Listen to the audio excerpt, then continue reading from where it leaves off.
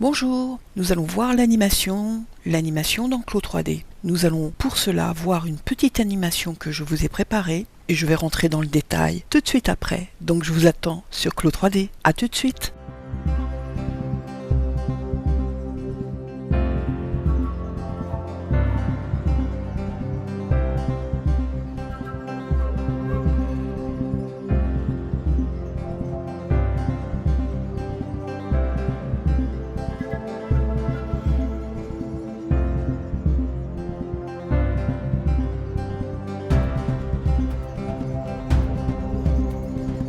Alors nous voilà dans Claude 3D.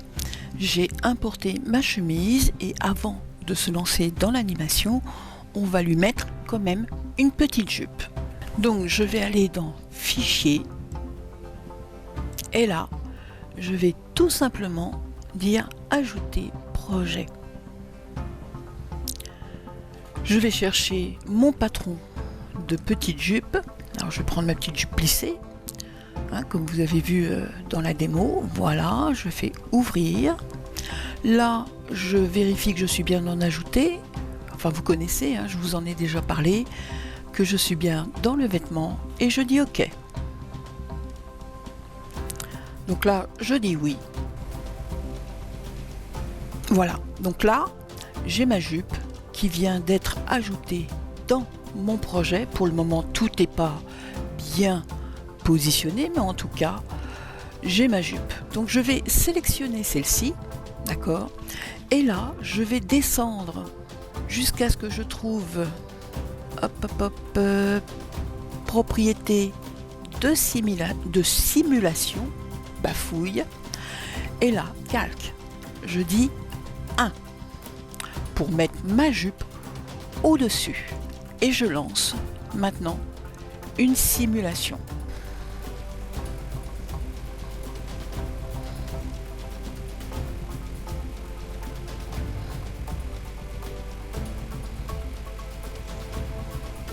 On va laisser aller la simulation jusqu'au bout. Ma simulation, je vais l'arrêter comme ceci. Voilà. Je vais retourner dans ma zone 2D pour resélectionner ma jupe et remettre mon calque à 0 comme ceci. Je valide par OK et là je vais pouvoir regarder d'un peu plus près si tout est nickel. Alors j'ai vu une chose, voilà, genre les petits boutons. Donc je vais sélectionner mes boutons comme ceci, voilà. Je vais pivoter et je vais rentrer mes boutons à l'intérieur, voilà. Je fais pareil ici, je sélectionne. Je repivote dans l'autre sens et je fais rentrer mon petit bouton à l'intérieur comme ceci. Voilà.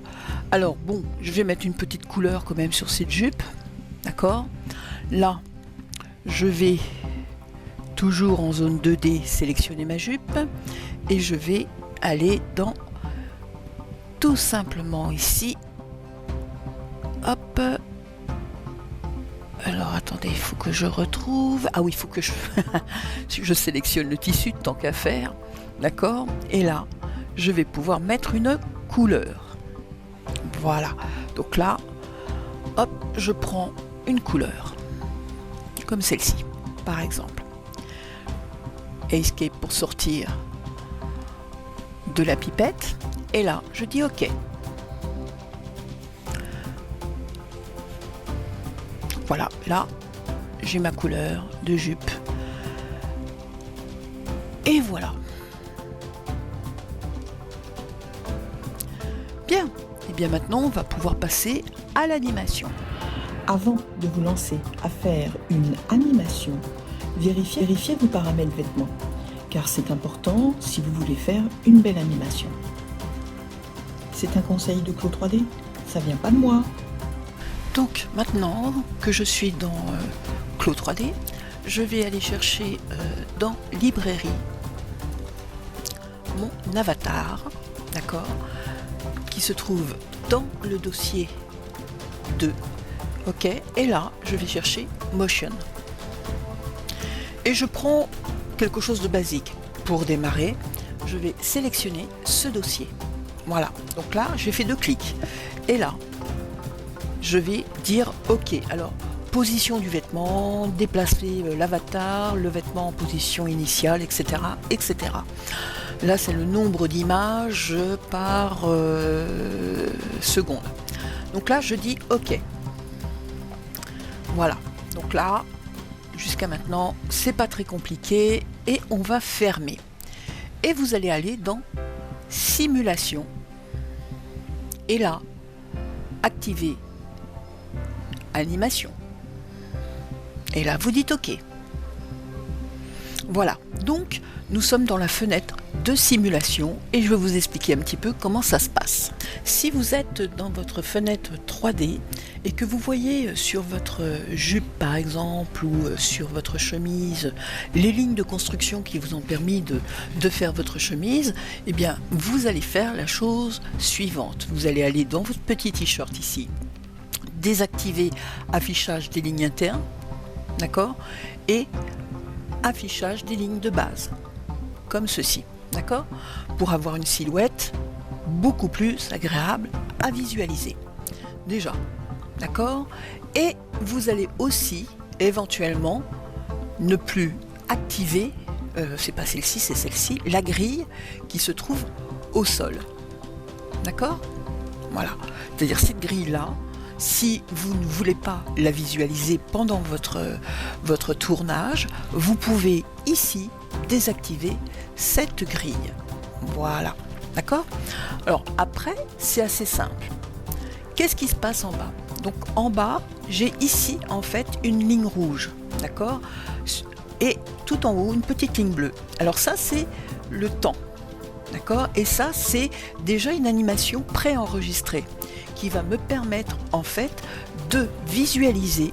Alors je vais vous montrer, je place un peu ma figurine, voilà, et là si j'active en fait le player, vous allez voir que votre silhouette, d'accord, se déplace mais sans le vêtement, d'accord, donc là j'ai une animation de base, ok, voilà, donc ça c'est important que vous soyez au courant de ça. Maintenant, il y a une petite chose que vous devez savoir là, c'est que en fait, ici, image par image, ça veut dire que vous allez enregistrer à chaque mouvement que va faire votre silhouette une image. Ding, ding, ding, ding. D'accord ? Autrement, vous pouvez faire en temps réel, c'est-à-dire que là, ça va être un enregistrement continu de ce que va faire votre silhouette en mouvement. Ok ? Voilà. Donc ça, c'est important aussi. Donc moi, je mets toujours en temps réel. Après, ici, animation stable. Je garde toujours ce paramètre actif. D'accord ? Alors, vous pouvez le faire par défaut ou personnaliser votre animation. Donc moi, je reste sur du stable. D'accord ? Là, je ne touche à rien. Car en fait, c'est suffisant pour moi comme ça. Donc, nous revenons dans notre zone d'animation et là j'ai positionné ma figurine. Alors je vais remettre en fait la grille pour que vous compreniez bien ce que je suis en train de faire. Ce qu'il faut que vous sachiez, c'est que quand la figurine va démarrer, d'accord, elle va se mettre en position de marche et après elle va commencer à marcher par rapport au centre de la grille. Donc il y a une chose que vous devez faire, c'est regardez si votre figurine est bien centrée dans votre écran avant de vous lancer concrètement. D'accord ? Donc là, je sais que ma figurine est bien placée. D'accord ? Je peux faire encore un petit zoom arrière si je veux. Voilà. Désactiver ma grille parce que j'aime pas ça en fait. Et là, maintenant que tout est paramétré, je suis en temps réel, j'ai une animation stable, j'ai ma petite caméra avec son petit carré rouge, donc j'ai plus qu'à cliquer sur enregistrer. Et voilà. Et là, ça risque de prendre un petit peu de temps, donc je vais aller un peu en accéléré pour que vous puissiez voir la totalité de l'enregistrement en une seule fois. Ok ?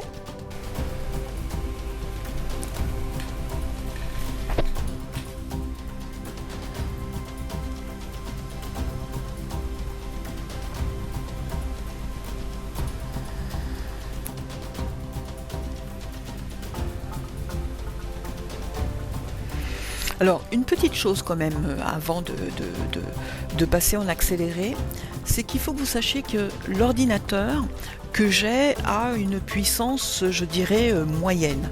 D'accord? C'est un MacBook Pro de deuxième génération.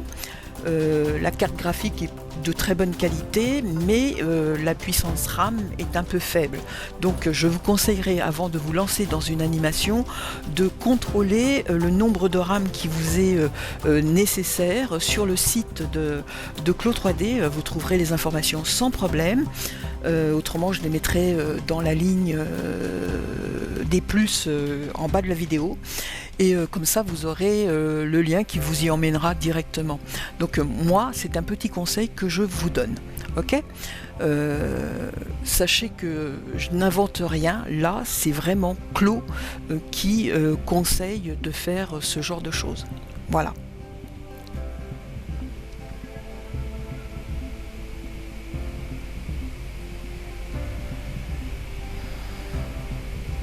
Alors, dernier petit conseil aussi, je vous conseille aussi de faire attention à ce qui se passe en bas de l'écran. Là, vous voyez ici, vous avez en fait le temps, ok, qui défile.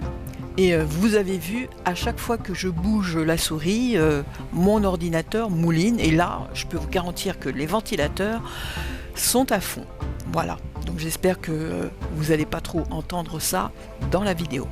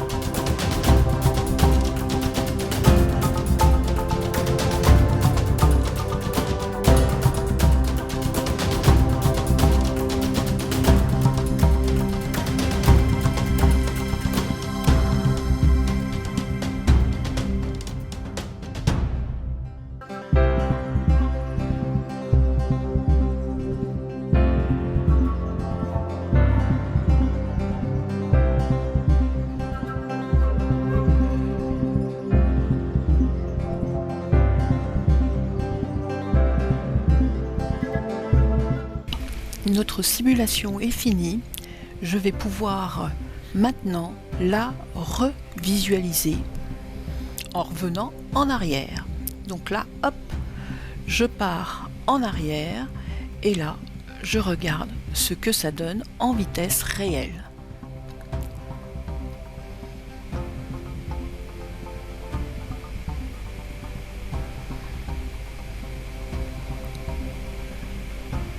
Voilà, ma simulation est finie. Donc maintenant, je voudrais l'enregistrer. Donc là, je vais tout simplement aller dans Fichier, faire, attendez, Fichier, Capture vidéo, Animation.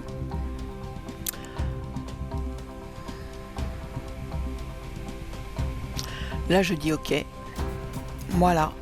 Là, j'ai un petit, hop, panneau qui est arrivé.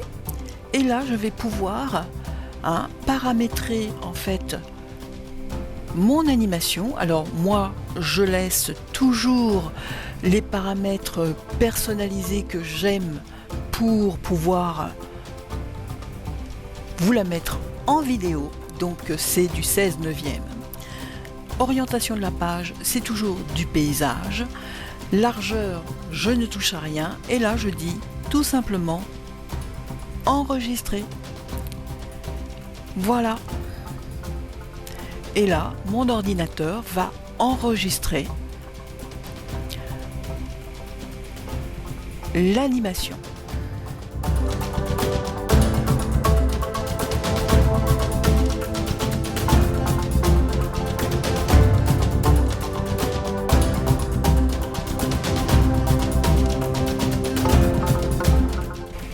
Elle fait sa petite pirouette. Voilà. Regardez comme la jupe bouge bien et comment la chemise réagit. Avouez quand même que ça, même si vous utilisez la 3D de Lectra Modaris, vous n'obtiendrez pas le même résultat.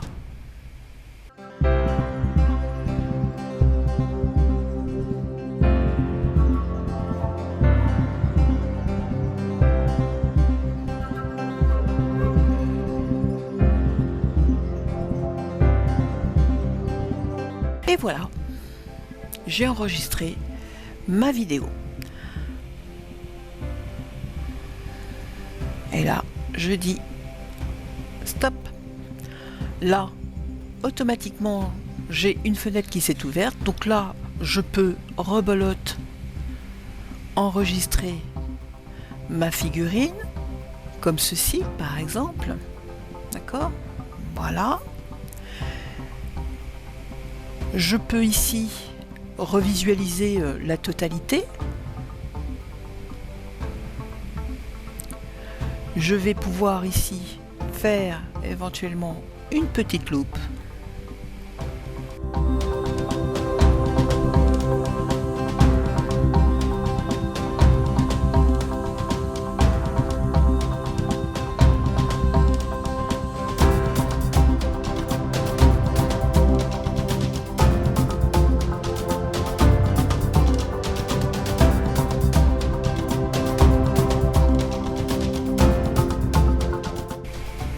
Alors j'enregistre toujours mon animation en entier, d'accord? Voilà, donc vous faites votre chemin d'accès qui mène à votre rendu vidéo. Donc là, moi, je l'ai déjà, donc je vais renommer celle-ci 04 et je dis enregistrer.